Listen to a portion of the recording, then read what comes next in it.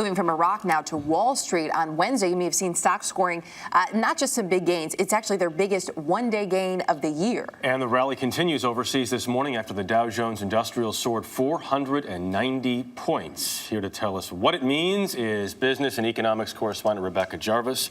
Rebecca, good morning. Good morning. We've seen rallies before. This is the biggest one, but we've seen these rallies before. Is this one different?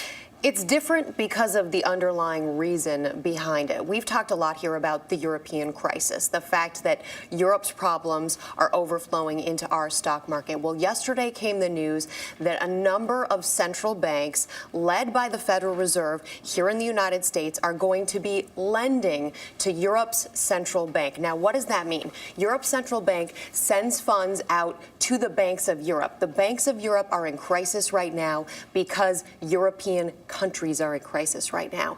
And we want those banks to function properly. That's what allows for a globalized economic system to function properly. That is why the Fed is lending right now to the European Central Bank.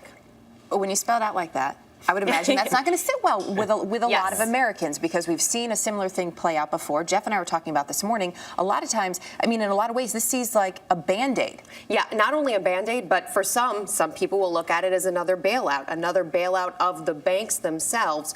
There are risks involved here, and there are certainly issues down the road that could come out of this. For example, inflation. When our Federal Reserve gives money to the European Central Bank, that means that they are printing more dollars. That can lead to higher inflation. Higher inflation can then lead down the road to higher taxes. Those are two outcomes, but the argument is being made right now that the entire financial system, just like we heard the same argument back in 2008 in our financial crisis, the argument is being made this must be done. Where does the Dow go now? And also, we got some other good news for the U.S. We did get some other good news as far as jobs here in the United States, the most job creation in the private sector of the year, the biggest pending home sales boost of the year, and also business activity is bouncing back. However, I just want to make the point, and you said this, Band-Aid. This is a short-term solution for the banks of Europe, the underlying countries in Europe like Italy and Greece.